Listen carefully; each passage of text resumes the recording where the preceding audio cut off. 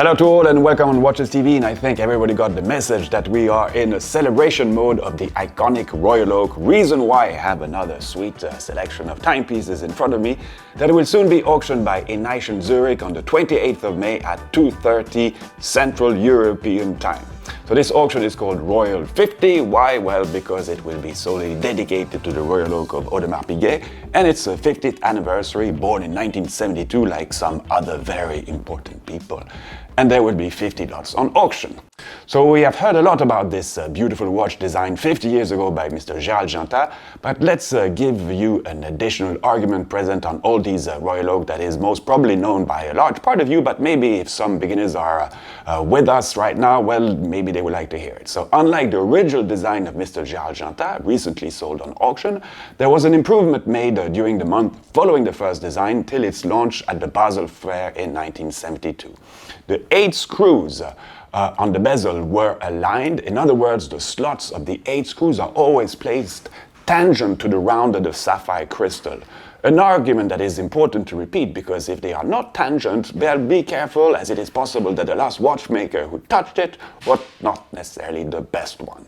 And if you want to know more about Mr. Jantat, well, I also clearly invite you to check a video we recently published with a great interview with Mr. Jantat's wife, who came here to talk to us about her husband's legacy. Very interesting for those who haven't seen it yet. So let's talk watches, and here on this side you have 3 modern watches with different movements that I will explain in a short while, and on the other side you have 4 watches that all share the same base movement, the famous caliber 2120 or 2121 with the date disc, with a hanging barrel only held on the bridge side and the rotor held on a ring which is sliding on 4 rubies, and thanks to those small details, well, this movement is very thin.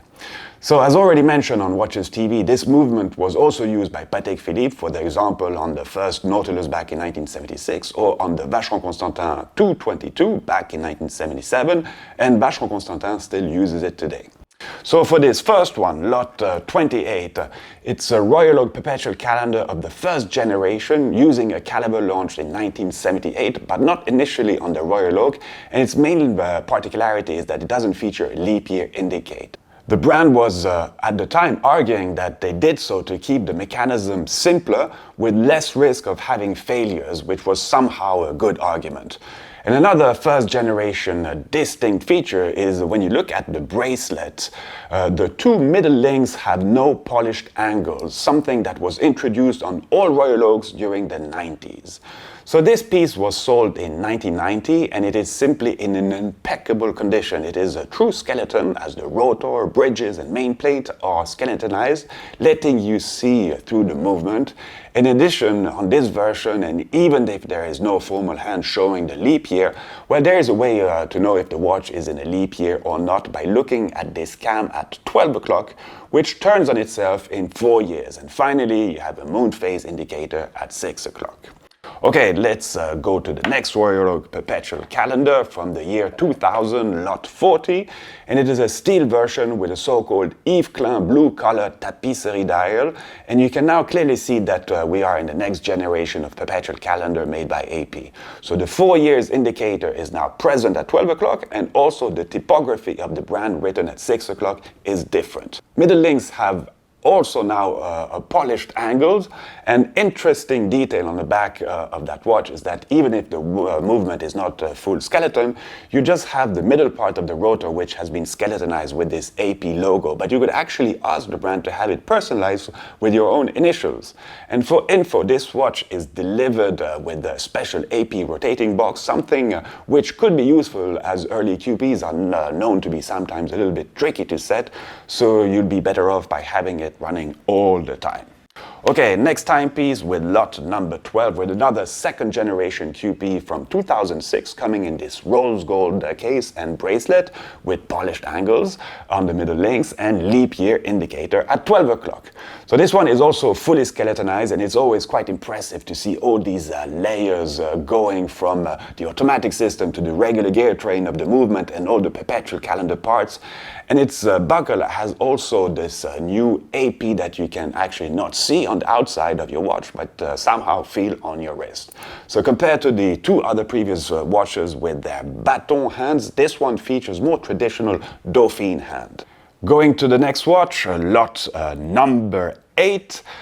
Closing this group of watches housing this famous ultra-thin caliber 2120 or 2121, and we have quite a modern piece from 2016 in rose gold with another kind of decoration, no Geneva stripes or perlage, a slightly more modern approach to it with this slightly different color, a bit darker than the usual rhodium plating that you can get on traditional main plates and bridges. So since this piece has no perpetual calendar, we may say that the movement is less crowded with a simple date indicator highlighted at 3 o'clock, but you can just slightly see the full data disk going around the dial. Okay, next one, lot number 23 with this fantastic skeletonized tourbillon in platinum from 2008, and this is clearly something really serious, feels and weighs quite serious too. So power reserve at 9 o'clock and date at 3 o'clock, and this movement already existed in the mid-80s but has been very interestingly modernized. So even if you don't see it directly at first glance, I mean, this watch has a rare type of automatic system. Instead of having a rotor, you have a weight in platinum iridium, which moves like the very first types of automatic system at the time called podometre. But the motion of this weight is actually quite gentle. You do feel that it's nicely dampened when it goes from one side to the other. And you might not notice it immediately, but there is no traditional crown on the side of the case. I mean, this one is found behind, and you just have to raise this little lever, which acts like a normal crown. First position to wind the watch, and if you pull it by one notch, then you will have time setting operation. So not known by many, but this rather heavy platinum watch has a very light tourbillon carriage in titanium. And yes, pieces such as the carriage of a tourbillon have to be as light as possible. But even if it is very light, the carriage has to be perfectly balanced. And this is why you can see a counterweight on the opposite of the escapement wheel as on all quality tourbillon. So not so usual, but making sense, this tourbillon has a flat hairspring and is not equipped with a terminal end curve on its hairspring, which is not really needed on a tourbillon since the tourbillon is neutralizing the effect of the gravity. So in other words, no need of an overcoiled hairspring in a tourbillon. A flat hairspring is totally fine, and thanks to this, the watch can even be a little bit thinner. Okay, I know it was a little bit geeky, but let's move on. Okay, so let's now talk about lot 35, a very modern Royal Oak Supersonnerie Minute Repeater in titanium. And some say that titanium is the best metal for chiming watches, but it's really a totally new and patented architecture which increases the acoustic performance of this watch. We had done at the time a dedicated video on it, and there is quite a lot of science behind its making. So link below or on the side if you want to know more about it, and I guess that the best way to describe this watch is to simply listen to it. So let's do this. Off we go.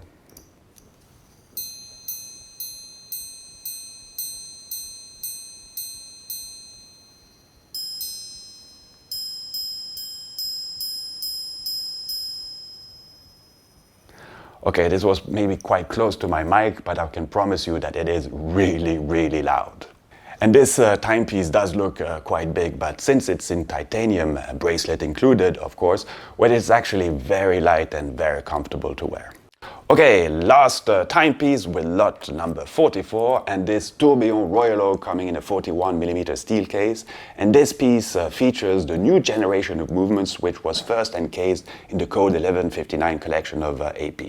So for info, it is the first Audemars Piguet tourbillon automatic movement with central rotor, and it makes sense to combine the tourbillon with an automatic system since the goal of the tourbillon is obviously to increase accuracy, and this will also be better achieved with a fully wound watch, something which is more likely to be the case when you're constantly wearing it. And on the design note, and apart from this original turquoise color, it's also worth mentioning this adapted tapisserie pattern, like shining out from the tourbillon at 6 o'clock, a nice little twist.